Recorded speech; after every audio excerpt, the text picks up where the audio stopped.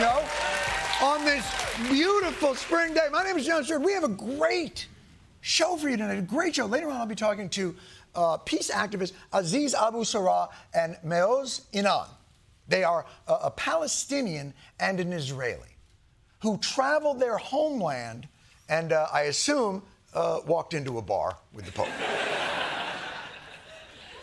So honestly, it's an incredible book about two men touched by tragedy who try to rise above this conflict to find reconciliation and healing. It's a message of compassion shared by many in the world today, including Chicago-born, Villanova-educated Pope Leo XIV. Chi ha il potere di scatenare guerre. Let those who have the power to unleash wars choose peace. Not a peace imposed by force, but through dialogue. Look who became Pope and suddenly became too good for English. Oh.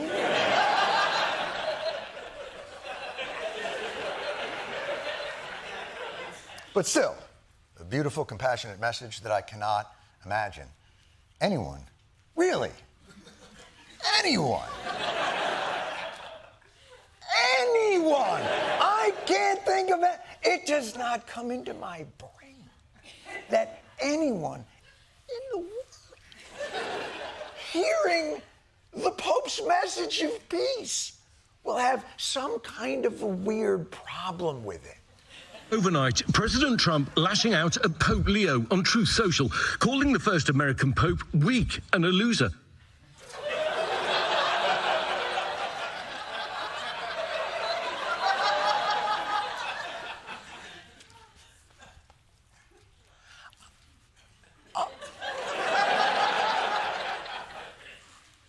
I am really starting to sour on this president.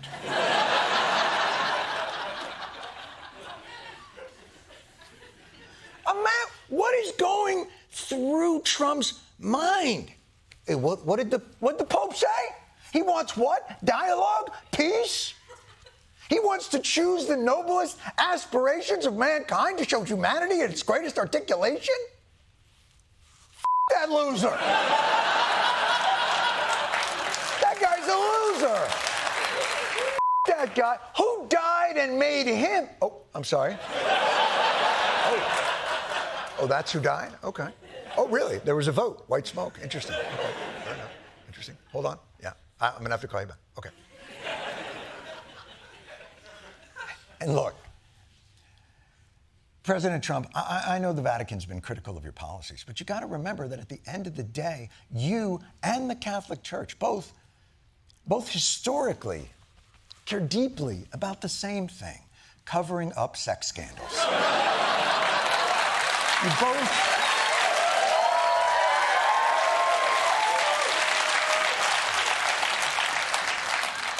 By the way, Trump's comments about the Pope upset a lot of people of Christian faith. But please don't worry. It gets worse. In a separate social media message, the president shared an image of himself in a religious scene that appears to depict Trump as Jesus. Oh, my God.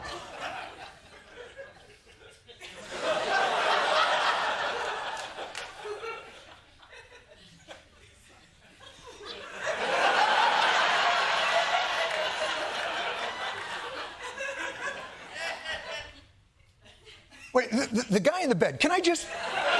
Are you...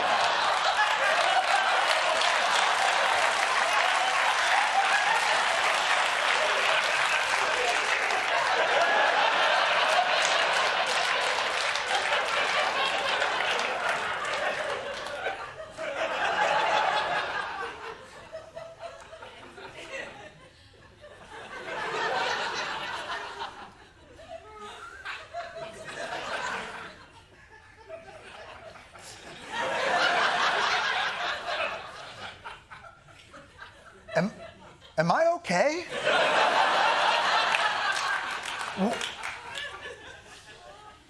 What the f? Wait, what? How did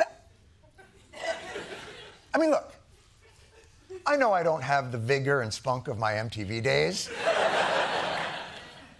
but I didn't know we were here already. I didn't realize my look had reached leper territory. I mean, from the picture, it looks like it was touch and go with me for a while. But thank God, in my time of need, I was surrounded by family. There's my darling wife, Amy Lynn, hands clasped in prayer. My brother, Sergeant Chiseljaw. Oh, look in the back. There's Pappy Joe. He and I stormed the Capitol together, me and Pappy Joe. And up at the top there's the eagle that delivers my mail, and apparently the lead singer of Guar is in the middle of there. If you look at just the bottom there, it looks like there's just a guy's hand. Not mine, just some other guy's hand. Seems to be taking advantage of my infirmity to touch my penis. I don't know why. This is freaking me the out. Meanwhile, the whole thing happening outside the watchful eye of daytime fireworks. You know, I'm just glad that Jesus Trump brought his healing orb. By the way, can I tell you my favorite thing about this picture? I like how there's only so much AI can do. Like, AI is like, look, I can give you the fireworks and the healing powers, and I can make you Jesus, but you weigh what you weigh. Sorry. It just is what it is. Listen, I plugged in all the shit. Give me the flag, make me Jesus, do the Eagles. And then he was like, and make me 185. And I'm like, can't do it. You're gonna have to be fat, Jesus. Sorry, Chubbs. That's me entering the program. Now, apparently, not everyone in the Christian community took too kindly to Trump portraying himself this way. And the backlash was bad enough that Trump was forced to come up with his own incredibly plausible cover story. Mr. President, did you post that picture of yourself depicted as Jesus Christ? Well, it wasn't depicted. It was me. I did post it, and I thought it was me as a doctor.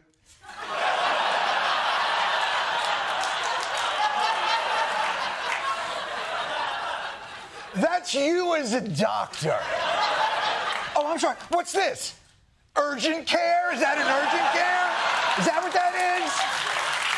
Why don't you own it, you big puss bag? You put yourself out there as Jesus. You got fucking called on it, and now you're like, God, do you even care about lying to us anymore? Is it over? Is this relationship gone stale? Your lies used to have a real spark. They're eating the cats and dogs. Venezuela stole the 2020 election. And now the best you've got is, oh, no, it wasn't Jesus. I'm a doctor. You need to find your happy place and fast. We expect better lies, sir. And can I just remind you, Mr. President, we're in the middle of a grinding war with Iran. Can you just address that in a straightforward way with the American people without all this other weird shit going on? Can you just do that once? I don't think it gets much more hostile than Iran. They're capable fighters. They're very tough people. And there are others like that. You don't mind when the enemy is weak, but that enemy is strong.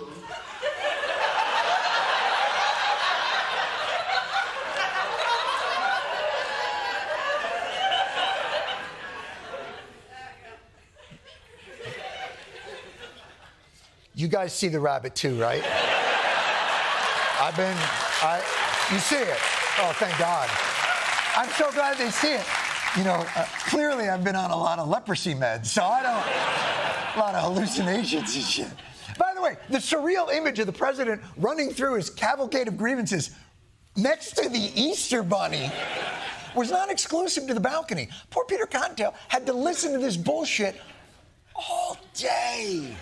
We've broken every record on the stock market. We've broken every record in our military. And we are the most respected country anywhere in the world with the greatest military. Mr. Jameson Greer, have you heard of him? He's right here. Come on over here, James. How are we doing on trade? It's a big country. They can't fight back. They have no capability. NATO should be ashamed of themselves. This is about eggs. Eggs. I'm sorry. That's insane. I can't help but think that if Jesus came back to see the White House Easter event, he'd be like, I think you may have misunderstood my message. At one point, the shit with the Easter Bunny got so bad, you're not sure if it was an episode of The Office. Did anybody in the egg industry vote for Kamala? A low IQ person. She's a low IQ person.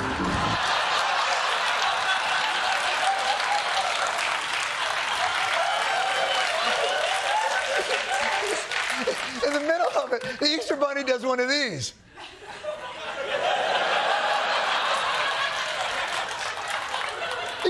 He landed it, and his eyes don't move. His head is immobile, and he still landed the... You believe this? How up do you have to be for an adult in a bunny suit to go, all right, now I'm embarrassed? But back to Iran. If you remember correctly, about a week ago, Donald Trump had given Iran a deadline to open up the Strait of Hormuz or face the end of their civilization. And while Iran neither opened up the Strait of Hormuz or faced the end of their civilization, they did agree to a 2-week ceasefire and to meet in Islamabad, Pakistan, to talk. Let's go there now. The fate of the U.S.-Iran war is hanging in the balance. The collective world holding its breath. Highest stakes talks between the U.S. and Iran in many years. In the balance, the lives of millions of people across the Middle East and the fate of the global economy. My God, these negotiations couldn't be more critical. We're going to need everybody. Bunny, pack your eggs. We're going to Pakistan. But what luck for the United States, because what Iran might not realize is our president is the greatest negotiator in the history of his book. We are talking about this year's recipient of the FIFA Peace Prize and some fucking gold thing from Apple. And they don't just give those to anyone. I had the inflection wrong. They don't give those to anyone.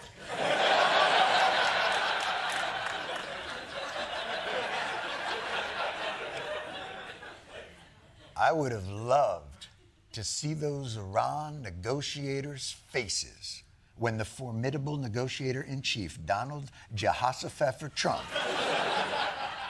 entered those talks on Saturday in Islamabad. Unfortunately, he couldn't make it because, I shit you not, he went to a UFC fight with Dana White. Now, before you criticize the President of the United States for attending a UFC fight around the same time that America and Iran are locked in high-stakes negotiations in Islamabad, you do have to understand, he had fantastic seats. Like super close, like uncomfortably weird and close. You're a beautiful guy. Great fighter. We'll give you a hug. You look so good. You're too good looking to be a fighter. You are some fighter. Thank you, man. Hey, one last thing. You wouldn't mind trying on a bunny suit, would you? Would that...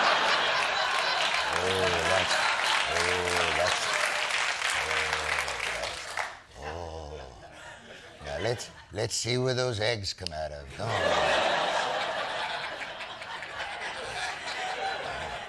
I don't really understand Easter. All right. But it, it's fine. The president didn't need to be in Islamabad. I'm sure he can delegate some of the heavy lifting to his accomplished Secretary of State, Marco Rubio, who, is also at the fight? Come on! And by the way, what in the pit bull are those hand signals? No disrespect to Marco repping the 305, but if Trump isn't in Islamabad and Marco Rubio isn't in Islamabad, who exactly is in Islamabad handling these extremely delicate negotiations? Hey guys, good morning. Thanks for coming. No!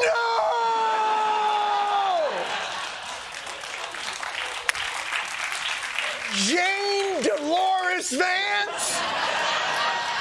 You? World peace depends on chubby face Muldoon? Well, all right, fine. I remain open-minded. Let's set the scene. Obviously, the last Iran agreement took the Obama administration 20 months to negotiate. And this time, there's a wide gap between the U.S. position and the Iranian position. The U.S. is asking for an unconditional surrender. Iran is asking for control of the Strait of Hormuz, nuclear enrichment, and money. I'm glad the Pakistanis are setting the stage for what will be extensive and grueling talks. The host country declaring a national holiday, implementing a lockdown in the capital of Islamabad. The Pakistani government welcomed both delegations with flowers as they both got off the plane. The building was decked out in branding. There were signs that read, Islamabad Talks. Reporters were offered specially branded Brewed for Peace coffee.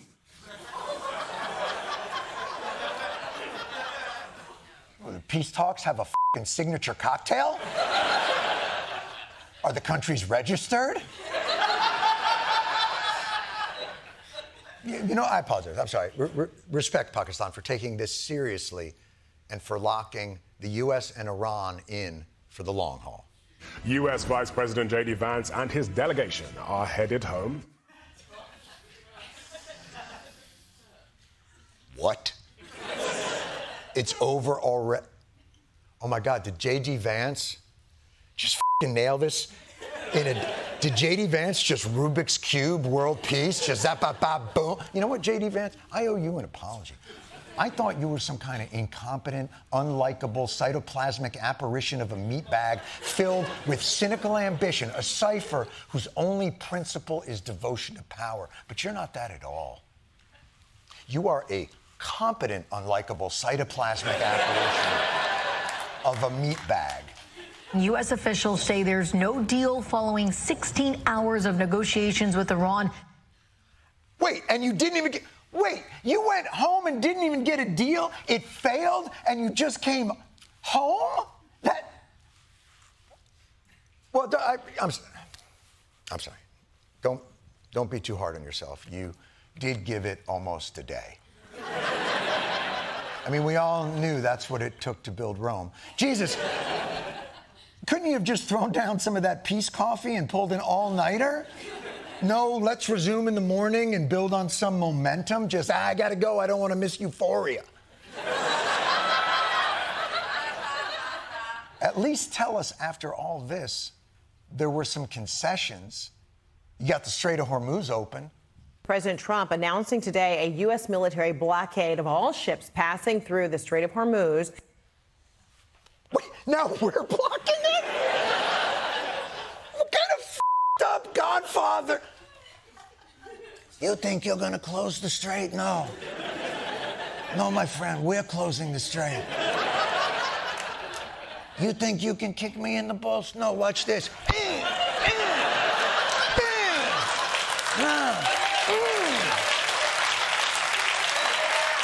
Are we ever gonna get this Hormuz straight? I'm telling you, man, it's all starting to fall apart in MAGA world. The whole thing's spread too thin. Even Trump's overseas allies are in trouble. Viktor Orban, one of President Trump's closest allies in Europe, is facing his toughest challenge as he tries to win a fifth term as prime minister.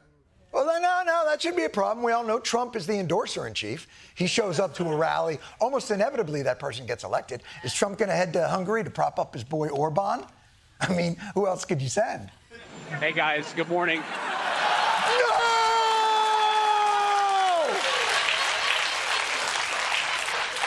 Yes, apparently a couple of days before J.D. Vance shit the bed in Islamabad, he took a practice crap in Budapest.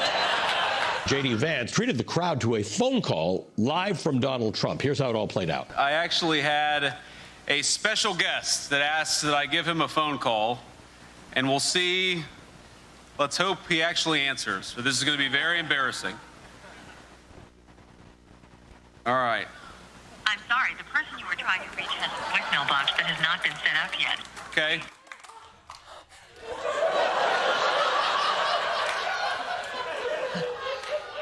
Wow.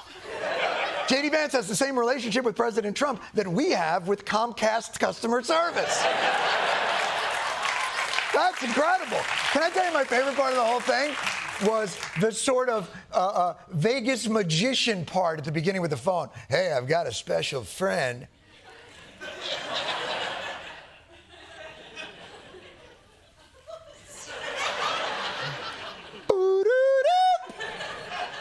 But JD, you flew all the way over there. Give her another go. Okay. Try one more time. I get a good signal here. It's ringing. It's progress. Mr. President, you are on with about 5,000 Hungarian patriots, and I think they love you even more than they love Viktor Orban. Oh, my God, you ass-kissing, cytoplasmic, blah, blah, blah, what I said earlier. God. But you know what? I'm sure that by pulling out the big guns, having Donald Trump and J.D. Vance throw all of the American power behind Viktor Orban is sure to pay dividends. Hungarian Prime Minister Viktor Orban was voted out of power in a massive landslide.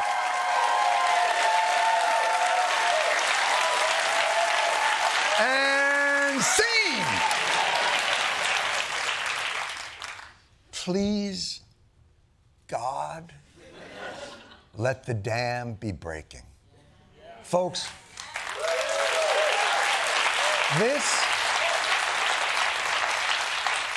this has been a truly shit year, as we have all been at the mercy of the mercurial whims of a megalomaniacal man-baby. And we are tired. The presidency is supposed to age the president, not the people. But I'm telling you, there is hope. The air of Donald Trump's invincibility is being slowly eroded by world events and his own heart's ability to clear liquid from his capillaries. That's why bunches at the bottom. But we cannot give in to the sadness. We must embrace these moments of light and hope and oxygen. Even MAGA is beginning to realize the depths of this man's depravity, no matter how much we love the person he's healing. And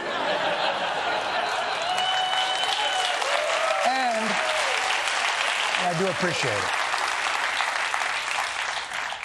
And to the dismay of Donald Trump and his acolytes, an illiberal autocrat who controlled the media, stacked the judiciary, and manipulated the electoral process of his country has been crushed. Because the people of Hungary stood up and said, F*** this. We must remember these moments of hope. I'm going to show you something. These are Hungarians. It's not where we are right now, but I am starting to believe it is where we could be soon. Drink in their jubilation. Take solace and strength from their joy. All right, that might be a little much. But you know what? Sure, it. Dance like that. And remember, as we grind through these next 2.5 years, it ain't over till the Freddie Mercury sings.